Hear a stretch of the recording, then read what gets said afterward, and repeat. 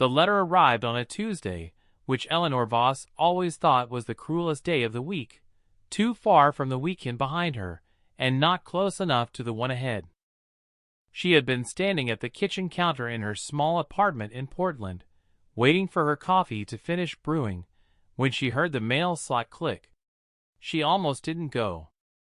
She almost let it sit on the floor until evening, the way she let most things sit these days, accumulating quietly in corners she didn't have the energy to address. But something made her walk down the hallway. Maybe it was the thickness of it. Mail didn't usually thud the way this one did. The envelope was from a law firm in Harwich Point, Maine, Callaway and Sons, printed in a serif font that suggested old money and older patience. Inside was a single typed letter on heavy cream paper, followed by a document she had to unfold 3 times to read completely. The letter informed her, in language that was professionally warm but legally precise, that her grandfather, Silas Voss, had passed away on the 14th of March at the age of 89, and that per the terms of his final will and testament, Eleanor Margaret Voss was the sole heir to his estate. She stood there in her hallway, still holding her coffee mug, and tried to remember the last time she had seen Silas. It had been 11 years, maybe 12. She had been 26, still believing the world would eventually make room for her, and he had been 77, already retreating into the particular silence that old men use when they have decided the world no longer requires their full attention. They had not parted badly.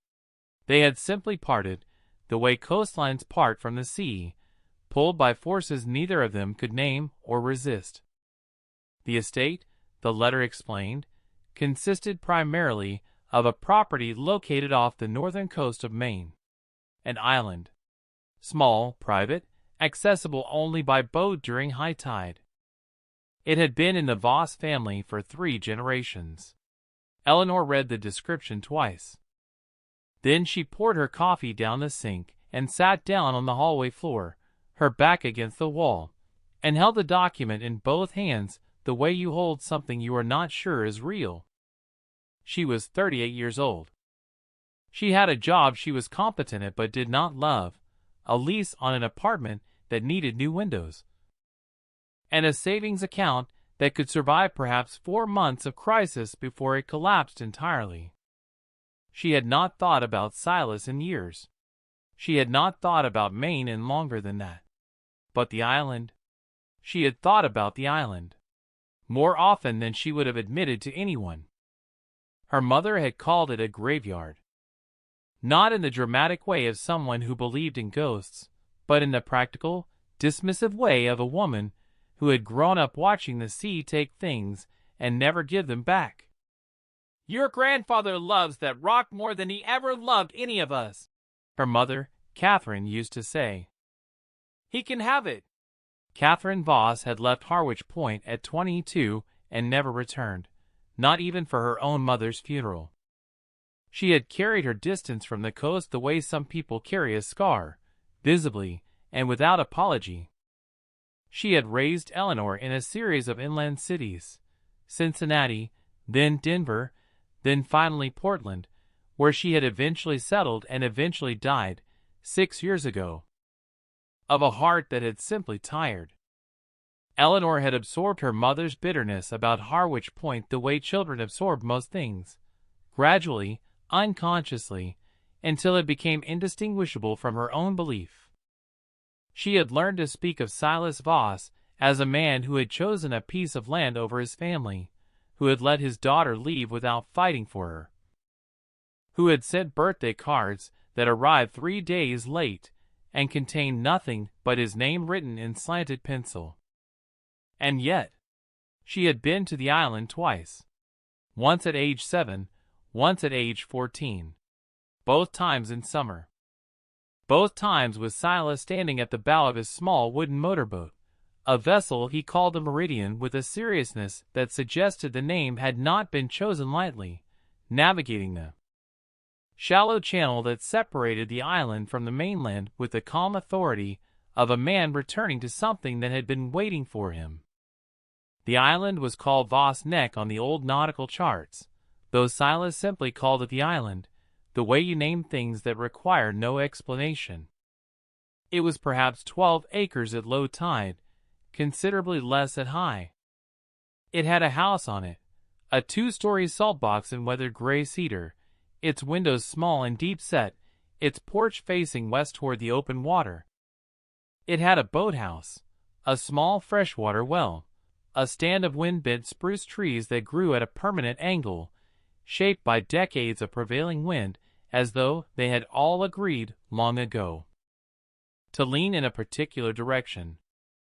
At age 7, Eleanor had found a tide pool near the island's eastern shore, and spent an entire afternoon cataloging what she discovered there: periwinkles, green crabs, a sea urchin with one broken spine, a mussel whose shell had the iridescent interior of something belonging to a different, more beautiful world.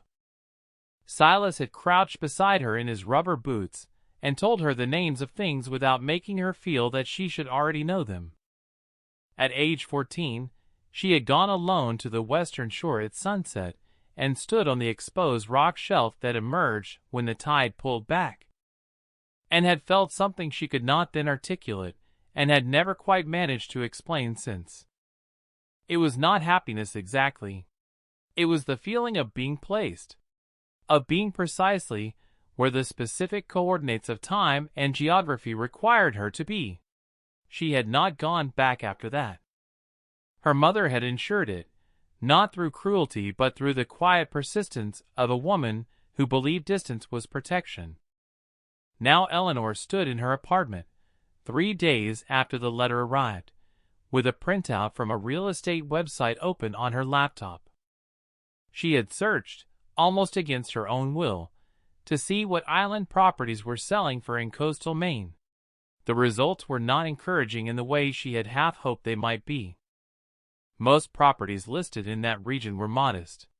Many were described with the careful optimism of agents who had learned to make necessity sound like character. She had not yet called Callaway and Sons. She had not yet told anyone about the inheritance. She was waiting, though she couldn't have said for what. She drove to Maine on a Thursday in late April, when the light was still pale, and the trees along the highway had only just begun considering their leaves. She had taken 5 days off work, the first time in 2 years she had taken any days at all, and had packed a bag without much thought, throwing in wool socks and a rain jacket and a thermos. The equipment of someone who has learned to prepare for weather, but not for feeling.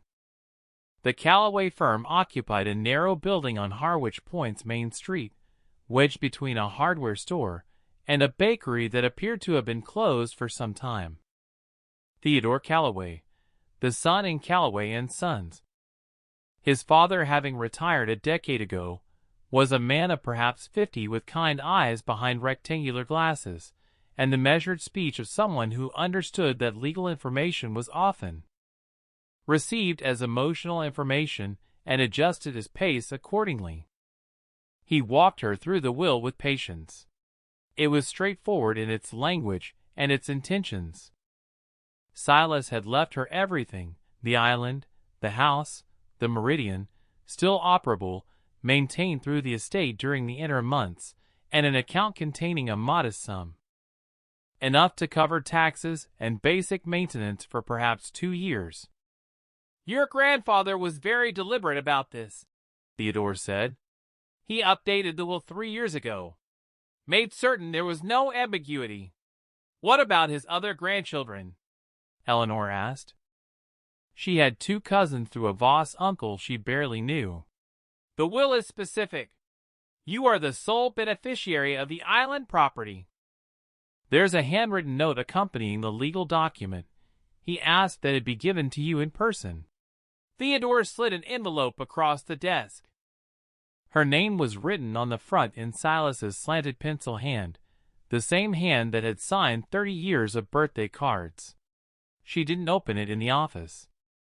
She put it in her jacket pocket and thanked Theodore and walked out onto the main street of Harwich Point. where the wind was coming in off the harbor with a cold insistence that reminded her that April in coastal Maine was its own kind of winter. She had coffee at a diner 2 blocks down. The woman behind the counter recognized the Voss name immediately. "Oh, Silas's Island," she said, with a tone that was not quite pity and not quite amusement. "Bless you, honey.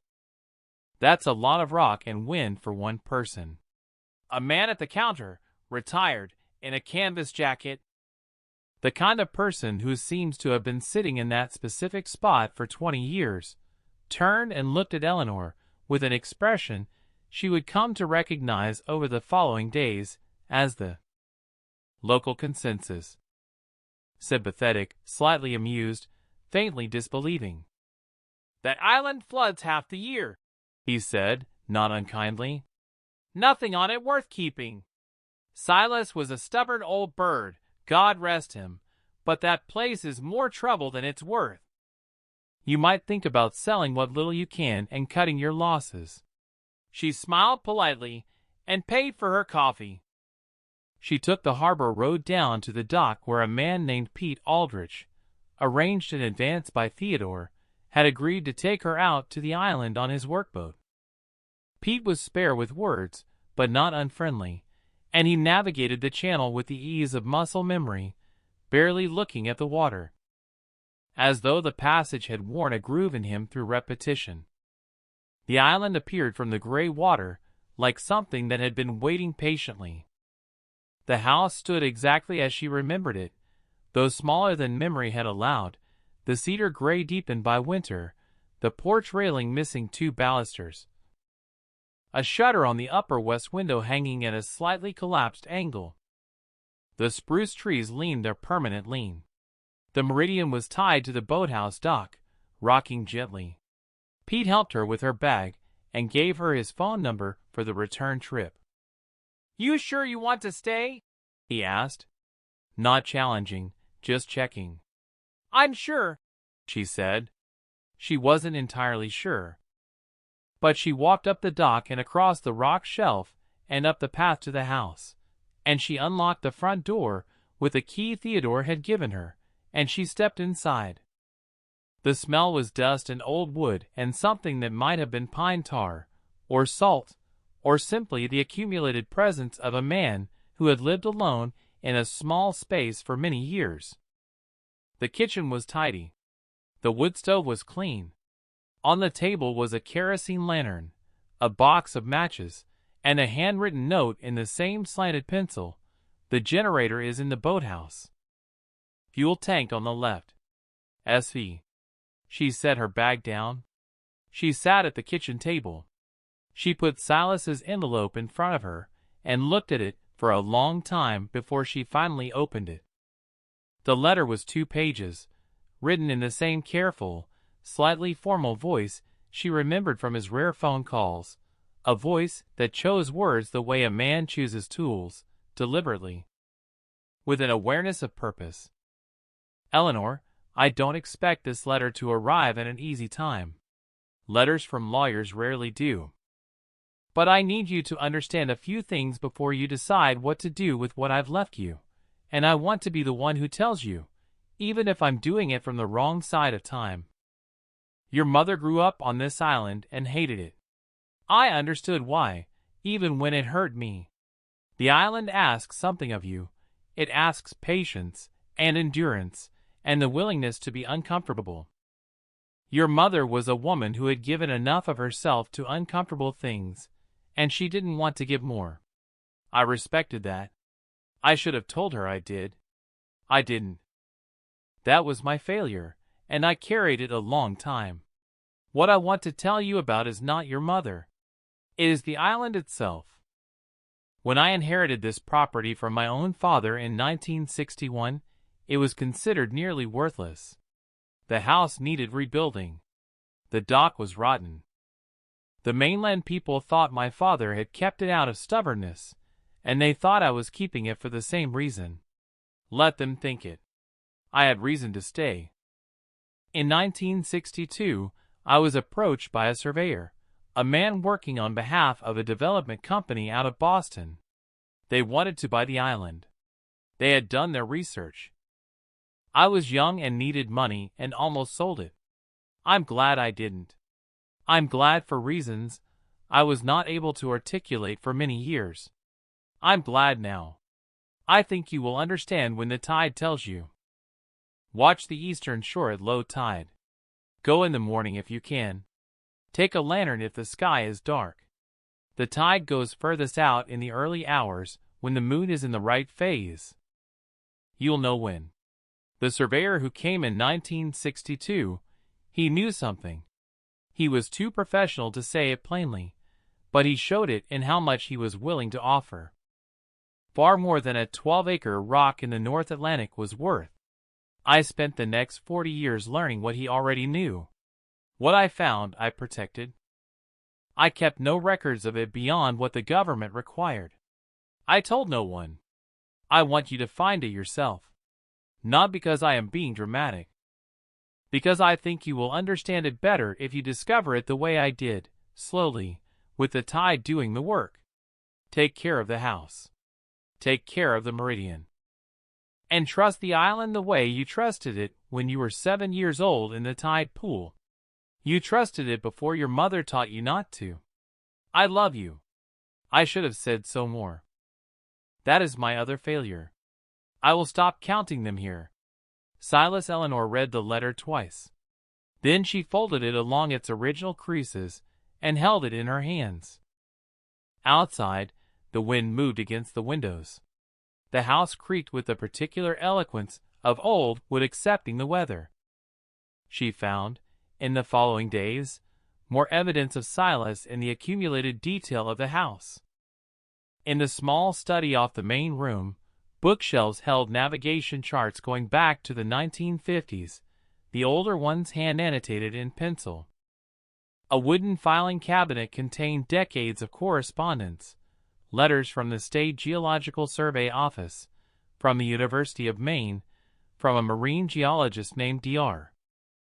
Patricia Enns, whose letterhead showed an institution in Halifax. The correspondence with Dr. Enns spanned nearly 15 years, from 1978 to 1993. Eleanor read the letters by the light of the kerosene lantern, sitting at the study desk with a blanket around her shoulders.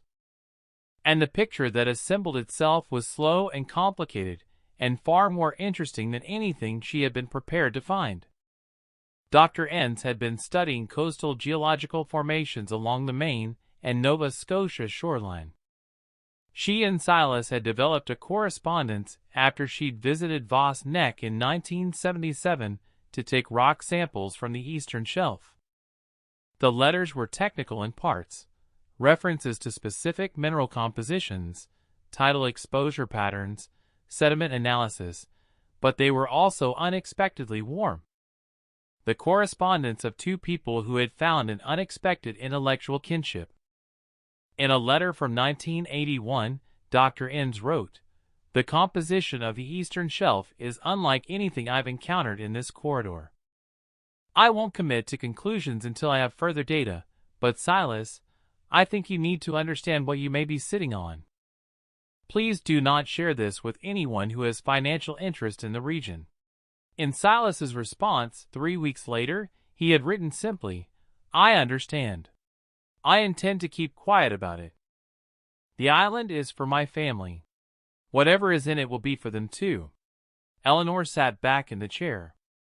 Through the study window, she could see the eastern shore in the darkness, the water moving in the moonlight, the tide at this hour somewhere in its long cycle of pulling back. She thought about the development company. She thought about the surveyor in 1962. She thought about her mother leaving, and Silas staying, and 40 years of quiet letters with a woman in Halifax, and the careful, deliberate language of a man who had been keeping something. She thought about the morning. The low tide. The eastern shelf. She woke at 4:30 in the morning. Before the alarm, she had set on her phone. She lay in the narrow upstairs bedroom, Silas's room, she was certain.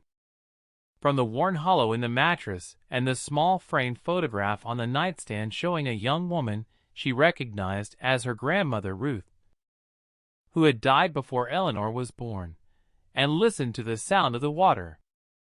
It was different at low tide. She had not expected to be able to hear the difference, but she could. The rhythm of it was lower, slower, as though the sea itself was exhaling. She dressed without turning on the generator. She took the lantern and put on her rain jacket and her wool socks and her rubber boots, which she had brought on an instinct she hadn't examined. She walked through the dark house, and out through the kitchen door, and down the path toward the eastern shore. The island was different in the dark. Familiar and strange at the same time, the way places are when you have carried them in memory for years, and are now standing inside them in 3 dimensions. The spruce trees were shapes against the paler darkness of the sky. The rocks were wet from the retreating tide, gleaming faintly. She reached the eastern shelf as the sky was beginning its preliminary conversation with dawn, not yet light, but no longer entirely dark. The horizon beginning to separate from the water by a thin degree of difference. The lantern threw a warm circle on the rocks in front of her. The tide was out further than she had seen it. The shelf was exposed completely, a wide, irregular platform of dark rock, water draining from it in slow, persistent rivulets, running toward the low points between boulders and down toward the receding sea. She walked carefully, the rock slippery under her boots, working her way out along the shelf to its furthest exposed point. The lantern swung in her hand. And then she saw it. Not immediately. Not as a single revelation. It came to her the way things in nature reveal themselves. First as a wrongness, something that didn't fit the pattern her eyes had established, and then gradually as a rightness. A thing that made more sense the longer she looked at it. In a long depression in the rock shelf, a channel perhaps 12 feet long and 4 feet wide, scoured clean by the current that rushed through it with each tidal cycle, the lantern light fell on surfaces that were not the uniform dark gray of the surrounding granite. They were threaded with color. Bands of amber and pale gold, running through the rock in irregular veins, interrupted here and there by clusters of smaller inclusions that caught the lantern light and held it differently than the stone around them. She crouched down. She brought the lantern close. She had no geological training. She was an administrative coordinator at an environmental consulting firm in Portland, and she knew how to organize compliance reports and manage contractor schedules. And she knew very little about mineralogy. But she had read Dr.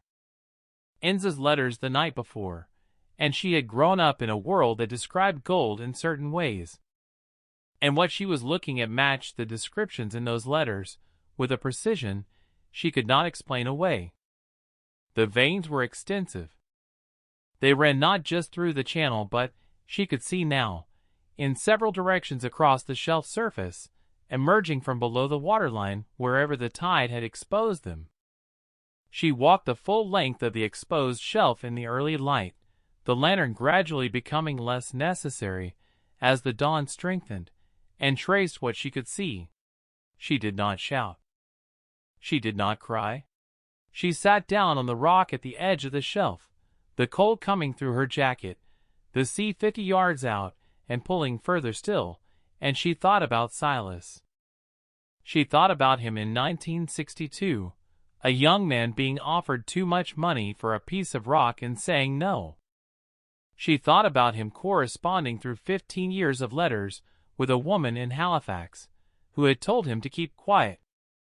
She thought about him keeping quiet, from the developers, from the neighbors at the diner, from his daughter, who left and never came back, from the grandchildren he barely knew, from Eleanor herself, whom he had loved in the inadequate, inarticulate way of men who feel deeply and speak poorly. He had not sold it. He had not publicized it. He had not filed claims or invited surveys or attempted to monetize what the tide had been revealing to him season after season for 40 years. He had simply waited for her. The thought arrived without drama. It settled into her chest the way the cold had settled into her bones. Gradually, completely, with the authority of something that would take time to fully feel. She reached into her jacket pocket and pulled out his letter. She read it again in the morning light, sitting on the gold-threaded rock of a 12-acre island that the people at the diner had called a lot of rock and wind. Trust the island the way you trusted it when you were 7 years old in the tide pool. You trusted it before your mother taught you not to. She folded the letter and put it back in her pocket. Over the following days, she found the rest of what Silas had assembled. In the filing cabinet, beneath the correspondence with Dr. N's, there was a folder she had initially passed over, labeled simply Survey Records in Silas's pencil. Inside were documents she now understood she should have found first. A private geological assessment conducted in 1984 by a licensed surveyor hired by Silas himself, a woman from Augusta whose report was precise and careful, and whose conclusions were written in the measured language of someone who knew the weight of what she was writing. Significant auriferous deposits within exposed coastal shelf geology. Estimated extent requiring further systematic survey. Commercial viability contingent on extraction methodology and regulatory framework. There were also records of property rights filings, quiet and technical, made through lawyers over decades. Silas had secured mineral rights to the island's subsurface geology through a series of legal maneuvers so understated they would have attracted no attention from anyone not looking specifically for them. He had done it slowly, carefully, patiently, the way he did everything. And there was one final document. A letter from Theodore Calloway Sr., dated 11 years ago, confirming that the mineral rights documentation was legally sound, properly filed, and attached to the property deed in perpetuity.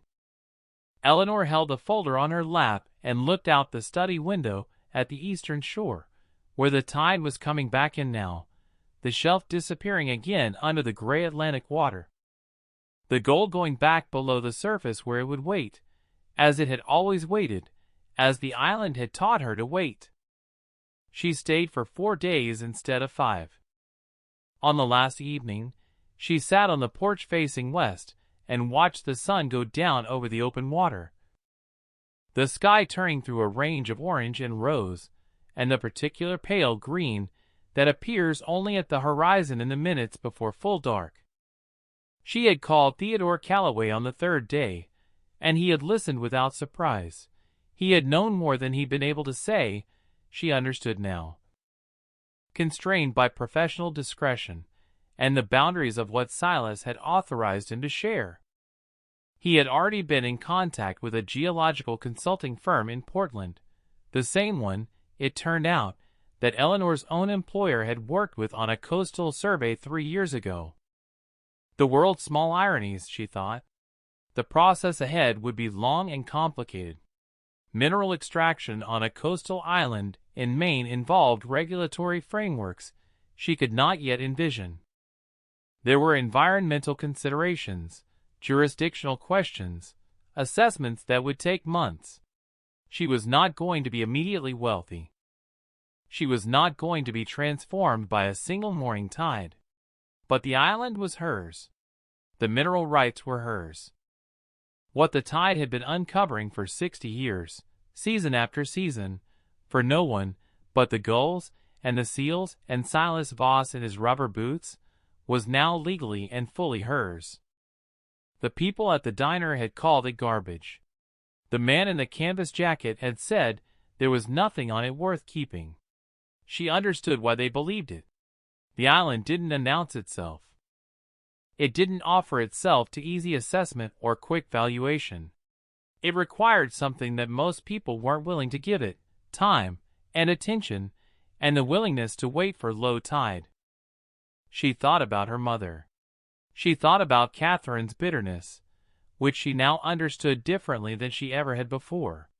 Catherine had not hated the island. She had hated what the island demanded: the patience, the isolation, the willingness to stay when the rest of the world seemed to be moving. She had left because she needed to move. And in leaving, she had passed her distance onto Eleanor the way mothers pass all things, unconsciously, completely, with the best of intentions. Silas had not tried to stop her. He had not chased his daughter down the road, or written angry letters, or made demands. He had stayed. He had kept quiet. He had maintained the island, and the house, and the meridian, and the carefully filed mineral rights documents, and he had written birthday cards in slanted pencil, and arrived 3 days late. And he had loved his granddaughter in the way that the island had taught him to love, without performance, without announcement, with patience as the primary instrument. He had updated the will 3 years ago, which meant he had been thinking about her, specifically, while she was in Portland managing compliance reports and thinking about him only occasionally, and never with sufficient tenderness. She thought about being 7 years old in the tide pool. The periwinkles, the green crabs, the mussel with the iridescent interior. Silas crouching beside her in his rubber boots, telling her the names of things. She had trusted the island then. She had felt placed by it. And then she had learned not to trust it, because she had learned to see it through her mother's eyes, as a thing that took rather than gave, that demanded rather than offered. The tide had always been going out and coming back. The gold had always been there in the rock, waiting for the water to pull away. Silas had known. He had spent 40 years knowing, and waiting, and keeping it for her. She rose from the porch chair and walked to the eastern side of the island. The tide was going out again in the darkness, the shelf beginning its slow emergence. She stood at the edge of the rock and listened to the water. She was not going to sell the island.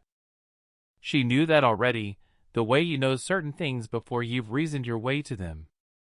Whatever came from the mineral rights, whatever the consulting firms and the regulatory processes eventually produced, she was going to keep the house, and the porch, and the spruce trees leaning, their permanent lean, and the meridian in its boathouse.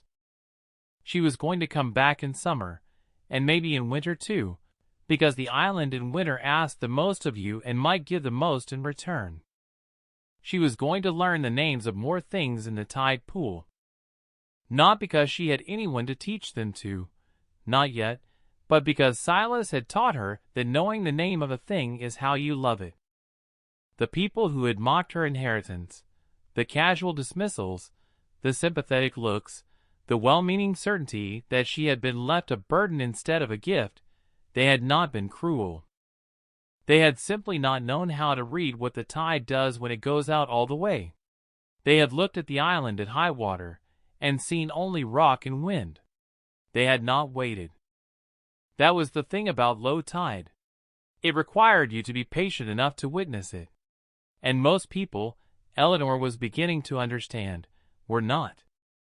She stood at the edge of the shelf in the darkness, the lantern in her hand, and listened to the sea pulling back from the rock. Somewhere below the waterline, the veins of gold ran through the ancient stone, unhurried, permanent, indifferent to assessment or opinion. They had been there for 10,000 years before Silas found them. They would be there for 10,000 more. Her grandfather had known something that she was only now beginning to learn. The most valuable things are almost never visible at first glance. They wait below the surface. They wait for patience. They wait for someone willing to arrive before dawn and walk out on wet rock with a lantern and look carefully at what the water, in its own time, decides to show. She stayed until the sky began to lighten.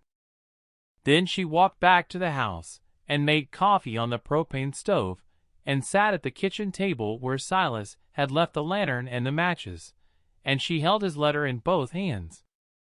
And she said, quietly, to the empty kitchen and the salt air and the sound of the tide, "I trusted it.